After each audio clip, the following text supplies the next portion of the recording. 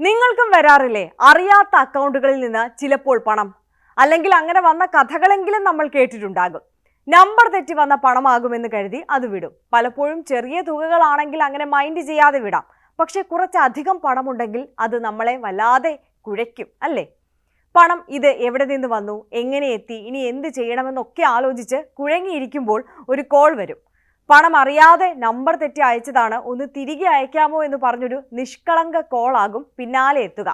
അവിടെയാണ് സൈബർ തട്ടിപ്പിന്റെ ഒരു വലിയ വല കുരുങ്ങിക്കിടക്കുന്നത്. നിങ്ങളുടെ പണം തട്ടാനുള്ള ഒരു എളുപ്പ വഴിയാണിത്. ഓഫീസിലെ ജോലിക്കിടയിലാണ് സിന്ധുവിന് 10,000 രൂപ ക്രെഡിറ്റ് ആയി എന്ന് ബാങ്കിൽ നിന്ന് മെസ്സേജ് വരുന്നത്. ഇത് എവിടെ നിന്ന് വന്നുവെന്നോർത്ത് കൺഫ്യൂഷൻ ആയി ഇരിക്കുമ്പോൾ സുഹൃത്ത് ആശ്വസിപ്പിച്ചു, കടം വാങ്ങിയ ആരെങ്കിലും തിരികെ അയച്ചതാകുമെന്ന്. പക്ഷെ ആര്? ഒട്ടും പരിചിതമല്ലാത്ത നമ്പർ. പെട്ടെന്നാണ് ആ കോൾ എത്തിയത്. നമ്പർ തെറ്റി വന്നതാണ്. ആ പണം തിരികെ അയക്കാമോ എന്ന് ചോദിച്ച്. പണം തിരികെ ഉടമയ്ക്ക് തന്നെ അയച്ചു നൽകാനായതിന്റെ സന്തോഷത്തിലിരിക്കുമ്പോഴാണ് സിന്ധുവിന് പോലീസ് സ്റ്റേഷനിൽ നിന്ന് ഫോൺ കോൾ വരുന്നത്. ക്രിപ്റ്റോ കറൻസി നൽകാമെന്ന് പറഞ്ഞ് സിന്ധു 10,000 രൂപ തട്ടിച്ചുവെന്ന് പരാതി ലഭിച്ചിരിക്കുന്നുവെന്ന് പോലീസ് സ്റ്റേഷനിൽ നിന്ന് അറിയിച്ചു. ആകെ പേടിച്ചുപോയ സിന്ധു ഭർത്താവിനെയും കൂട്ടി പോലീസ് സ്റ്റേഷനിൽ ചെന്നപ്പോൾ ഭാഗ്യത്തിന് താൻ സംസാരിച്ചത് സിന്ധുവിനോടല്ല എന്ന് പരാതിക്കാരൻ പറഞ്ഞതോടെ വലിയ പ്രയാസങ്ങൾ നേരിടാതെ രക്ഷപ്പെടുകയായിരുന്നു. പണവും ഈ കേസിൽ നഷ്ടമായിട്ടില്ല. ഇത് പക്ഷേ സൈബർ തട്ടിപ്പിന്റെ ഒരു പുതിയ ഏടാണ്. വ്യാജ വാഗ്ദാനങ്ങൾ നൽകി തട്ടിപ്പുകാർ തട്ടിപ്പ് നടത്താൻ ഉദ്ദേശിക്കുന്ന വ്യക്തികളുടെ പക്കൽ നിന്ന് അപരിചിതരുടെ അക്കൗണ്ടിലേക്ക് പണം അയപ്പിക്കും. എന്നിട്ട് തട്ടിപ്പുകാർ അക്കൗണ്ടിൽ പണം ലഭിച്ചവരെ വിളിച്ച് അക്കൗണ്ട് മാറിപ്പോയെന്ന് ധരിപ്പിച്ച് പണം തിരികെ ഇവരുടെ അക്കൗണ്ടിലേക്ക് അയപ്പിക്കും. വഞ്ചിക്കപ്പെട്ടവർ പരാതിപ്പെട്ടാലും തങ്ങളിലേക്ക് അന്വേഷണം എത്തുന്നത് ഒഴിവാക്കാനോ താമസിപ്പിക്കാനോ ആണ് തട്ടിപ്പുകാരുടെ ഈ വിദ്യ. ടെലികോം സർവീസുകൾ വഴിയുള്ള നിരവധി തട്ടിപ്പുകളുടെ ഒരു വിദ്യ മാത്രമാണിത്. ഇത്തരത്തിലുള്ള തട്ടിപ്പുകൾ, അതായത് ഫോൺ കോളുകളും SMS-കളും വാട്സപ്പും വഴിയുള്ള തട്ടിപ്പുകൾ ദിനം പ്രതി പെരുകുകയാണ്. ഇതിനോടകം നിരവധി പേർക്കാണ് പണവും മാനവും ജീവനും നഷ്ടപ്പെട്ടത്. വളരെ എളുപ്പത്തിൽ ആളുകളെ കബളിപ്പിച്ച് പണം നേടാനാകുന്ന ഒരു വഴിയാണ് ഈ ടെലികോം തട്ടിപ്പുകൾ. പക്ഷെ എത്രത്തോളം വാർത്തകൾ വന്നാലും കേസുകൾ കണ്ടാലും വീണ്ടും വീണ്ടും മലയാളികൾ ഈ കെണികളിൽ വീണുകൊണ്ടേയിരിക്കുകയാണ്. ഇത്തരം തട്ടിപ്പുകൾ ശ്രദ്ധയിൽപ്പെട്ടാലും കുറ്റകൃത്യങ്ങൾക്ക് വിധേയരായാലും എന്ത് ചെയ്യണമെന്ന് പലർക്കും അറിയില്ല എന്നത് മറ്റൊരു വാസ്തവം. പക്ഷെ വളരെ എളുപ്പം പരാതി നൽകാനുള്ള സൗകര്യം പൊതുജനങ്ങൾക്ക് മുന്നിലുണ്ട്.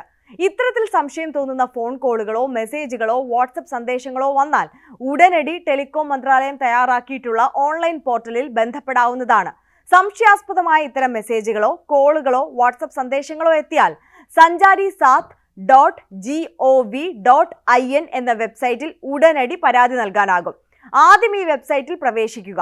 പിന്നീട് വളരെ ലളിതമായി പരാതി നൽകാം. സെലക്ട് മീഡിയം എന്ന ഓപ്ഷൻ തിരഞ്ഞെടുത്ത് കോൾ, SMS, വാട്സപ്പ് എന്നിവയിൽ ഏത് മാർഗം വഴിയാണ് സംശയാസ്പദമായ ഫോൺ വിളിയോ സന്ദേശമോ ലഭിച്ചത് എന്ന് രേഖപ്പെടുത്തുക.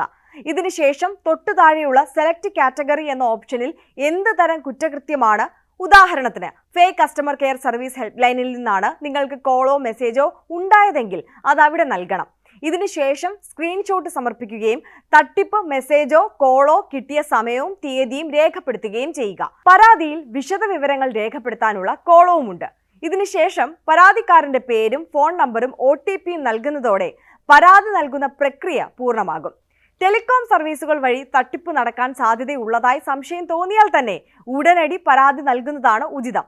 സംശയാസ്പദമായ എല്ലാ ഫോൺ കോളുകളും മെസ്സേജുകളും വാട്സപ്പ് സന്ദേശങ്ങളും ഓൺലൈനായി പൊതുജനങ്ങൾക്ക് ടെലികോം മന്ത്രാലയത്തിന് ശ്രദ്ധയിൽപ്പെടുത്താം. സംശയാസ്പദമായ ഫോൺ ഇടപാടുകൾ റിപ്പോർട്ട് ചെയ്യുന്നതിലൂടെ തട്ടിപ്പിന് ഇരയാകുന്നതിന് മുമ്പേ ജാഗ്രത പാലിക്കാനാകും. Bank account, KYC update, payment wallet, SIM, gas connection, electricity, deactivation, സർക്കാർ ഉദ്യോഗസ്ഥർ ചമഞ്ഞുള്ള തട്ടിപ്പുകൾ, ലൈംഗിക കുറ്റകൃത്യങ്ങൾ എന്നിങ്ങനെ നീളുന്ന സൈബർ ക്രൈമുകൾക്കുള്ള സാധ്യതകൾ ഇങ്ങനെ ഓൺലൈനായി നിമിഷങ്ങൾ കൊണ്ട് അധികാരികൾക്ക് മുന്നിൽ റിപ്പോർട്ട് ചെയ്ത് കബളിപ്പിക്കപ്പെടുന്നതിൽ നിന്ന് രക്ഷ നേടാനാകും. ഇനി മേൽ പറഞ്ഞതുപോലെ നിങ്ങൾക്ക് പരിചിതമല്ലാത്ത അക്കൗണ്ടിൽ നിന്ന് നിങ്ങൾക്ക് പണം ലഭിക്കുകയാണെങ്കിൽ നിങ്ങളുടെ ബാങ്ക് ബ്രാഞ്ചിൽ ചെന്നിട്ട് ഇത്തരത്തിൽ ഏത് അക്കൗണ്ടിൽ നിന്നാണോ നിങ്ങൾക്ക് പണം വന്നത് അതേ അക്കൗണ്ടിലേക്ക് തന്നെ ബാങ്ക് വഴി പണം തിരികെ അയക്കുന്നതാണ് സുരക്ഷിതം. അല്ലാതെ ആ വന്ന നമ്പറിലേക്ക് ഒരു കാരണവശാലും പണം തിരികെ അയക്കാതിരിക്കാൻ ശ്രദ്ധിക്കുക.